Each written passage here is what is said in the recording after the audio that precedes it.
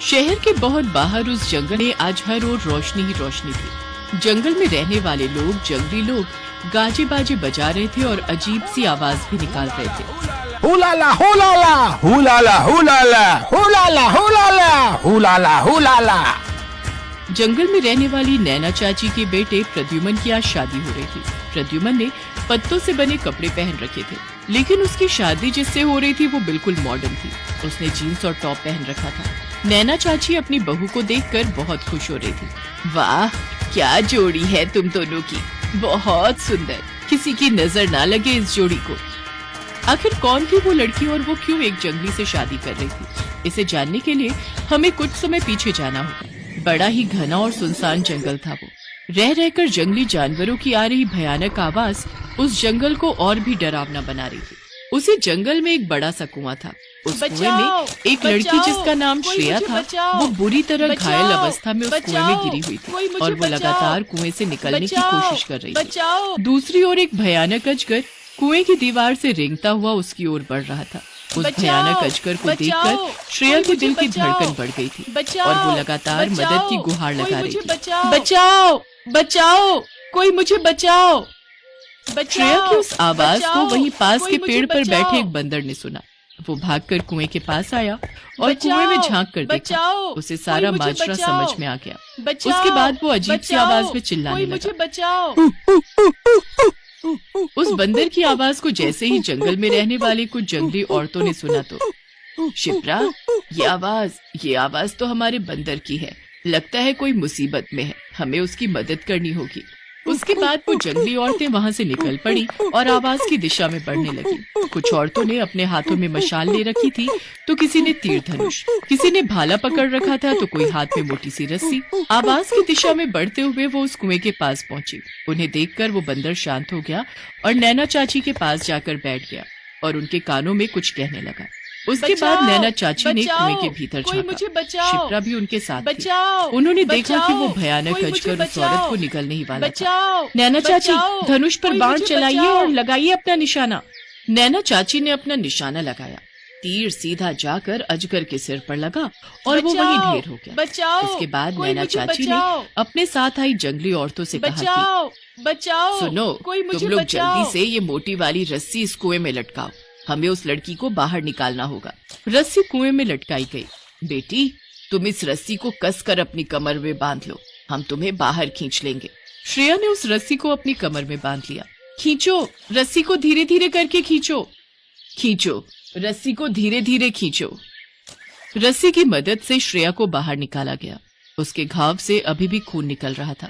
सुनो, तुम लोग जल्दी से जड़ी बूटी के पेड़ से पत्तियां तोड़ लाओ और उसे पीसकर इसके घाव पर लगाओ, इसे तुरंत आराम मिलेगा। श्रेया के घाव पर जड़ी बूटियों का रस लगाया गया। उसे थोड़ा आराम मिला। तब नैना चाची ने उससे पूछा कि तुम कौन हो बेटी, और यहाँ इस भयानक जंगल में कैसे आ गई? नैना चाची की बातों को सुनकर श्रेया फूट फूट कर रोने लगी। अरे क्या हो गया बेटी, तुम रो क्यों रही हो? श्रेया नैना चाची की ओर देखने लगी और पुरानी यादों में खो गई। ये तुम क्या कह रही हो? तुम माँ बनने वाली हो? हाँ अंकित, पर तुम्हारा चेहरा देखकर ऐसा क्यों लग रहा है कि तुम इस बात को सुनकर खुश नहीं हो? अरे ये तुम क्या कह रही हो? ऐसा बिल्कुल नहीं है। मैं तो बहुत खुश हूँ, लेकिन मुझे टेंशन भी हो रही है। किस बात की टेंशन? श्रेया ये माना कि ये मेरा बच्चा है, लेकिन हम दोनों शादीशुदा नहीं है। हाँ तो फिर करो ना शादी। पिछले कई महीनों से तो मैं यही बात कह रही हूँ, लेकिन तुम हो कि बार बार टाले जा रहे हो। हाँ श्रेया, शादी तो करनी होगी। सुनो ना, तुम मुझे 1 सप्ताह का समय दो, इस बीच मैं सारी तैयारी कर लेता हूँ, है ना? श्रेया और अंकित कॉलेज में साथ ही पढ़ते थे। श्रेया को अंकित से प्यार था, लेकिन अंकित श्रेया से प्यार का नाटक किया करता था। श्रेया को इस बात का पता नहीं था। उसे अंकित पर पूरा भरोसा था। अंकित ने श्रेया के इसी भरोसे का कई बार नाजायज फायदा उठाया था और आज जब वो गर्भवती थी, वो भी उसके अंकित पर उसी अंधविश्वास का परिणाम था। एक ओर श्रेया अंकित से शादी के ख्वाब देख रही थी, तो दूसरी ओर अंकित किसी और उधेड़बुन में लगा था। ये तो मजाक में बड़ा सीरियस मामला हो गया। श्रेया प्रेग्नेंट हो गई और अब वो मुझसे शादी करना चाहती है। पागल है वो। अरे मैंने ये सब शादी के लिए थोड़े किया, मुझे एंजॉय करना था, कर लिया। ये शादी वादी बीच में कहां से आ गई? मुझे कुछ तो करना ही होगा, नहीं तो ये श्रेया नाम की हड्डी मेरी जिंदगी के गले में फंसी रहेगी। अंकित ने एक प्लान बनाया और उसने श्रेया को फोन किया। श्रेया कैसी हो? ठीक नहीं हूँ अंकित, बहुत टेंशन हो रही है। अगर किसी को मेरे प्रेग्नेंट होने की बात पता चल गई तो फिर क्या होगा? तुम्हें पता है ना ये समाज एक बिन ब्याही माँ को किस नजर से देखता है। अरे बस तुम कुछ घंटों की ही बिन ब्याही माँ हो। कुछ घंटों बाद हम दोनों मंदिर में शादी करने वाले हैं। सच? अरे तुम्हारे सर की कसम। सुनो, तुम मुझे एंजल मॉल के पास मिलो, मैं तुम्हें वहीं पिक कर लूंगा, फिर वहां से हम मंदिर जाएंगे। अंकित ने श्रेया को मॉल के पास से पिक किया। श्रेया बहुत खुश थी। Ankit, I am really very very happy. मेरी लाइफ का सबसे बड़ा सपना कुछ देर में पूरा हो जाएगा। मैं तुम्हारी वाइफ बन जाऊंगी। I love you Ankit. I love you too Shreya. ये कहकर अंकित ने अपने पास रखी एक कोल्ड ड्रिंक की बोतल उसकी ओर बढ़ाई। श्रेया उसकी ओर देखकर मुस्कुराई और कोल्ड ड्रिंक पीने लगी। कुछ देर बाद, अंकित यार ये मेरा सर क्यों घूम रहा है और सब कुछ धुंधला धुंधला क्यों दिख रहा है? ये कहते हुए उसकी आवाज बोझिल होने लगी और फिर वो बेहोश हो गई। उसकी बेहोशी के बाद बहुत शादी का भूत सवार था ना तेरे ऊपर, अब वो भूत ऊपर जाकर उतर जाएगा। अंकित की कार सुनसान सड़क से होती हुई एक जंगल में प्रवेश कर गई। उसकी कार थोड़ी दूरी तक जंगल में चलती रही और फिर एक कुएं के पास जाकर रुक गई। हाँ, ये आ गई मेरी मंजिल। 3 दिन पहले ही यहाँ आकर मैंने सब कुछ देख लिया था मेरी जान, ताकि मुझे इस जंगल में कोई दिक्कत ना हो। अंकित ने श्रेया को उठाया और उसे कुएं में फेंक दिया। छपाक की एक आवाज आई और एक बार फिर अंकित जोर जोर से हंसने लगा। बाय माय डियर श्रेया, शादी मुबारक हो। तो तुम प्रेग्नेंट हो श्रेया? हाँ, और मेरी इस हालत की वजह भी मेरा प्रेग्नेंट होना ही है। अंकित को शायद ये मंजूर नहीं था। श्रेया, क्या तुम वापस अपने प्रेमी के पास जाकर उसे सबक सिखाना चाहती हो? नहीं, मैं उससे कुछ नहीं कहना चाहती। मैं उसे बहुत प्यार करती हूँ। तो फिर अब तुम कहाँ जाओगी?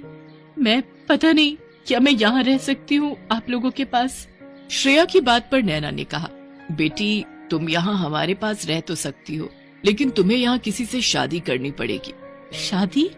हाँ, हमारे जंगल का यही नियम है। अगर कोई भी बाहरी दुनिया से यहाँ आकर बसना चाहता है तो उसे यहाँ शादी करनी होती है। हाँ, लेकिन इसमें कोई जोर जबरदस्ती नहीं होती है, अपनी मर्जी से शादी करना होता है। श्रेया जंगल से बाहर नहीं जाना चाहती थी।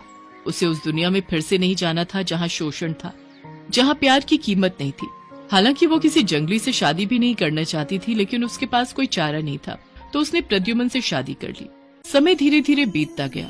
इस बीच श्रेया ने महसूस किया कि प्रद्युमन उसका बहुत ख्याल रखता है, उसकी हर छोटी बड़ी जरूरतों का भी पूरा ख्याल रखता है, ये जानते हुए भी कि वो किसी और के बच्चे की माँ बनने वाली है।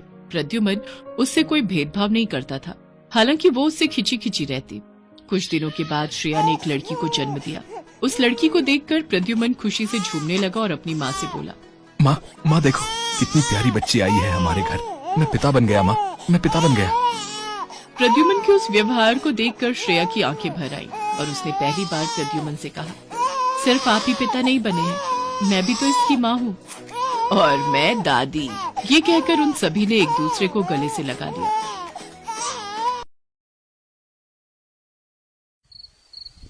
रात का समय था। घड़ी में 10:30 बज रहे थे। नंदा अपनी बिस्तर पर बैठी हुई थी। तभी उसे कुछ आहट सुनाई पड़ी। एक साया उसके कमरे में प्रवेश करता है। उसके कदमों की आहट से वो एकदम से चौंक गई। कौन है? उसकी बातों को सुनकर अंदर आए शख्स ने बच्चे की तरह बोलते हुए कहा, अले तुम हमको नहीं पहचानती? हम हैं तुम्हारे पति गुड्डू। मेरे पति? सुनो ना, हमको ना नींद नहीं आ रही है, थोड़ा दल भी लग रहा है, तुम मेरे कमरे में तलो ना। ये कहकर वो नंदा का हाथ पकड़ लेता है और उसे खींचकर ले जाने लगता है। अरे कौन है आप? ये क्या बदतमीजी है? छोड़िए मेरा हाथ, छोड़िए नहीं तो मैं चिल्लाकर अपने पति को बुलाऊंगी। अले मैं ही तुम्हारा पति हूँ, तुम कितने बुलाने की बात कर रही हो? तलो ना मेरे कमरे में। शादी के बाद तो पत्नी पति के कमरे में रहती है ना, पर तुम तो कभी मेरे कमरे में आई ही नहीं। ये कहकर गुड्डू फिर से नंदा का हाथ पकड़ता है। इस बार नंदा को गुस्सा आ जाता है और वो गुड्डू को जोर का थप्पड़ मार देती है। आपको बात समझ में नहीं आती है? अरे मैं अंधी हूं तो क्या हुआ, कोई मेरा फायदा नहीं उठा सकता। नंदा के थप्पड़ की मार से गुड्डू किसी छोटे बच्चे की तरह जोर जोर से रोने लगता है। मार दिया, मुझे मार दिया, मेरी पत्नी ने मुझे मार दिया। गुड्डू के रोने की आवाज सुनकर घर की नौकरानी पुष्पा दौड़ी हुई नंदा के कमरे में आती है। अरे क्या हुआ गुड्डू बाबा, आप क्यों रो रहे हैं? गुड्डू ने पुष्पा की बात का कोई जवाब नहीं दिया और वो उसी तरह जोर जोर से रोता रहा। उसे इस तरह रोता देखकर पुष्पा ने नंदा से पूछा, क्या हुआ बहू रानी, गुड्डू बाबा क्यों रो रहे हैं? आप दोनों में किसी बात को लेकर झगड़ा हुआ क्या? देखिए बहू रानी, पति पत्नी में तो नोकझोंक होती रहती है, इसका ये मतलब नहीं कि पत्नी अपने पति को रुला दे। ये आप क्या कह रही हैं? ये मेरे पति हैं? हाँ, यही तो आपके पति हैं जिससे 6 महीने पहले आपकी शादी हुई है। देखो देखो, तुम झूठ मत बोलो, ये मेरे पति नहीं है। अरे बहू रानी, मैं क्यों आपसे झूठ बोलूंगी? यही आपके पति हैं। नहीं, मैं नहीं मानती, ये मेरे पति नहीं है। भगवान ने मेरी आंखें छीन ली हैं तो क्या हुआ, मन की आंखों से मैं सब कुछ देख सकती हूँ। ये मेरे पति नहीं है। ठीक है बहू रानी, आप मेरी बात मत मानिए, अपने पति की बात भी मत मानिए, लेकिन अपने सास ससुर की बात तो मानेंगी ना आप। 1 सप्ताह बाद जब वो शादी से लौट कर आएंगे तब उनसे ही पूछ लीजिएगा कि सच्चाई क्या है। नंदा के साथ ये क्या हो रहा था? वो किसे अपना पति कह रही थी और ये गुड्डू कौन है जो कह रहा है कि वो उसका पति है? इस बात को जानने के लिए कुछ महीने पहले जाना पड़ेगा। नंदा बहुत ही गरीब घर की अंधी लड़की थी। नंदा के पिता गोपी एक मामूली मजदूर थे और उसकी माँ विमला दूसरों के घर पर झाड़ू पोछे का काम करती थी। एक तो गरीबी की मार, ऊपर से घर में जवान अंधी लड़की। गोपी और विमला इसी चिंता में घुले जा रहे थे। पता नहीं कौन सी किस्मत लिखवा कर आई है नंदा। अरे क्या हो गया भगवान, तेरा मुंह क्यों लटका हुआ है? अब किस्मत फूटी हो तो मुंह तो लटका ही रहेगा ना। तेरी यही बात मुझे समझ नहीं आती।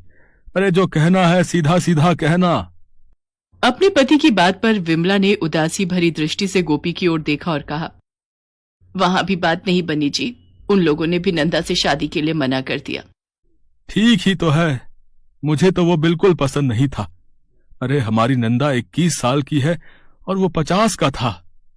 अजी, मर्दों की उम्र नहीं देखी जाती, और आपको पता है ना हमारे पास कोई चारा भी तो नहीं है।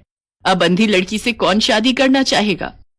तुम्हारी बात तो ठीक है, लेकिन नंदा है तो हमारी बेटी ही। अंधी है तो क्या हुआ, हम उसे कुएं में तो नहीं डाल सकते। गोपी की बात सच थी, लेकिन यह भी एक बड़ा सच था कि अंधी लड़की से कोई ठीक ठाक आदमी तो शादी करने से रहा। एक दिन की बात है, विमला जिस मेम साहब के यहाँ काम करती थी, उसके कोई दूर के रिश्तेदार विमला की मालकिन के घर आए हुए थे। विमला जब उन्हें चाय दे रही थी तो उसने उनकी बात सुनी। अरे हम तो थक गए, गुड्डू के लिए कोई लड़की मिलती ही नहीं है। तुम्हें तो पता है ना, हमें 1 रुपया नहीं चाहिए, बस लड़की चाहिए। चाहे वो लंगड़ी, लूली, अंधी कुछ भी हो, उससे हमें फर्क नहीं पड़ता, बस लड़की चाहिए। आपका कहना तो सही है भैया, लेकिन मैं भी परेशान हो गई गुड्डू के लिए लड़की ढूंढ ढूंढ कर, मिलती ही नहीं। उन लोगों की बातें सुनकर विमला को अपनी बेटी नंदा के लिए उम्मीद की किरण दिखाई दी, लेकिन चाहकर भी उसकी हिम्मत नहीं हुई कि वो अपनी मालकिन से अपनी बेटी के रिश्ते की बात करे। अरे भला नौकर की बेटी मालकिन से ब्याही जाए, ऐसा समाज तो नहीं है अभी हमारा। उस रात उसने अपने पति से ये बात बताई तो, अरे बिमला, तू भी ना जरा समझा कर, जरूर उसके बेटे में कोई खोट होगा, तभी तो वो लंगड़ी लूली कोई भी ढूंढ रहा है। आप भी ना हर बात पर शक करते हैं। मैं तो इतना जानती हूँ कि बड़े लोगों में, अमीर लोगों में ना तो कोई कमी होती है और ना ही कोई खोट होता है। तो तू क्या चाहती है? मैं कल मालकिन से खुलकर बोल दूंगी कि उनके जो भाई बाहर से आए हैं और अपने बेटी के लिए लड़की तलाश रहे हैं, तो नंदा को एक बार देख लें। विमला ने अपनी मालकिन को नंदा के बारे में बताया और उनके रिश्तेदार के बेटे से नंदा की शादी की बात कही। उसने ये भी बोला कि उसकी बेटी जन्म से ही देख नहीं सकती है। अरे मुझे तो पता ही नहीं था, ये तो वही बात हो गई कि बगल में छोरा और नगर में ढिंढोरा। सुन, मेरे भैया को कोई फर्क नहीं पड़ता कि लड़की देख नहीं सकती, बस उन्हें अपने बेटे के लिए एक सीधी और सुशील बहू चाहिए। तुम शादी की तैयारी करो, और हाँ, सारा खर्च हम ही करेंगे, इसलिए तुम्हें चिंता करने की कोई जरूरत नहीं है। गोपी और विमला को इस बात का जरा भी इल्म नहीं था कि जिस बात को लेकर वे लोग इतना परेशान रहते थे, वो परेशानी एक ही झटके में खत्म हो जाएगी। नंदा की शादी रोशनलाल के बेटे गुड्डू से धूमधाम से हो गई। शादी इतनी आलीशान थी कि विमला और गोपी तो बस आंखें फाड़े हर कुछ निहार रहे थे। सच कहूं बिमला, मुझे नहीं पता था कि हमारी नंदा इतनी अच्छी किस्मत लेकर आई है। इतना बड़ा घर मिलेगा उसे, ये कौन जानता था। नंदा शादी करके अपने ससुराल आ गई। 6 महीने हो गए थे उसे अपने ससुराल आए, और 6 महीने बाद उसकी जिंदगी में ऐसा तूफान आएगा उसे पता नहीं था। पुष्पा के लाख कहने के बाद कि गुड्डू उसका पति है, उसने उसकी बात नहीं मानी। एक सप्ताह बाद की बात है, रात का समय था। तभी नंदा के कमरे में किसी के आने की आहट हुई। अरे, आप आ गए?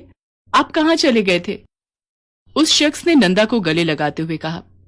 अरे, कुछ काम था। नंदा भी उसके गले से लिपट गई। जानते हैं, 4 दिन पहले कोई मेरे कमरे में घुस आया था। वो कह रहा था कि वो मेरा पति है। नंदा उस शख्स से बात कर रही थी, तभी पुष्पा नंदा के कमरे में आई और उसने देखा कि नंदा अपने ससुर की बाहों में है। मालिक, आप? पुष्पा, तुम? अरे, वो जरा बहू से कुछ बात करनी थी, इसीलिए मैं यहां आया था। बहू? वो शख्स रोशनलाल था, नंदा का ससुर। असल में रोशनलाल का बेटा गुड्डू मंदबुद्धि था। रोशनलाल काफी पैसे वाला था, लेकिन उसकी पैसे और प्रॉपर्टी उसके बाद कौन संभालता, क्योंकि उसका बेटा तो दिमाग से पैदल था। रोशनलाल ने उसकी शादी करने की बहुत कोशिश की, लेकिन वो हो नहीं सकी। इस बीच नंदा की मां से रोशनलाल की मुलाकात हुई और नंदा की शादी गुड्डू से हो गई। मालती, गुड्डू की शादी तो हमने कर दी, लेकिन हम जानते हैं कि गुड्डू हमारा वंश नहीं चला पाएगा। हमारी इतनी संपत्ति हमारे बाद बर्बाद ना हो जाए, इसलिए हमें ही इसे संभालने वाला लाना होगा। दुनिया की नजर में यह गुड्डू की सुहाग रात होगी, लेकिन नंदा के साथ सोऊंगा मैं। पुष्पा को अब सारी सच्चाई का पता लग गया था और उसे यह भी पता लग गया था कि आखिर उसे रोज क्यों नंदा बार बार मना कर रही थी कि गुड्डू उसका पति नहीं है। असल में गुड्डू की आड़ में रोशनलाल नंदा के सम्मान के साथ खेल रहा था। मुझे घिन आ रही है, सच में मुझे घिन आ रही है। ऐसे लोग भी होते हैं दुनिया में। नंदा तो बेचारी अंधी है, उसे क्या पता, लेकिन ये आंख वाले लोग, छी। पुष्पा ने ठान लिया कि वो नंदा को इस नरक से बाहर निकालेगी। वो उसी रात पुलिस थाने गई और उसने रोशनलाल की सच्चाई पुलिस को बता दी। पुलिस इंस्पेक्टर रानी को यह सब सुनकर बहुत आश्चर्य हुआ। वो रोशनलाल के घर पहुंची और उसे गिरफ्तार कर लिया। अरे, आपको शर्म नहीं आती? लोग कहते हैं कि आपका बेटा मंदबुद्धि है, लेकिन मंदबुद्धि तो आप हैं। आपने एक अंधी लड़की के सम्मान को हर दिन अपने पैरों तले कुचला, वो भी इसलिए क्योंकि आपको अपनी प्रॉपर्टी का कोई वारिस चाहिए था। आप जैसे लोग समाज में रहने के लायक ही नहीं हैं। रोशनलाल को जेल ले जाया गया, उस पर मुकदमा चल रहा है। लेकिन इन सब के बीच नंदा के मन में सिर्फ यही सवाल हमेशा घूमता रहता है कि ये सब उसके साथ क्यों हुआ, लेकिन उन सवालों का जवाब किसी के पास नहीं है।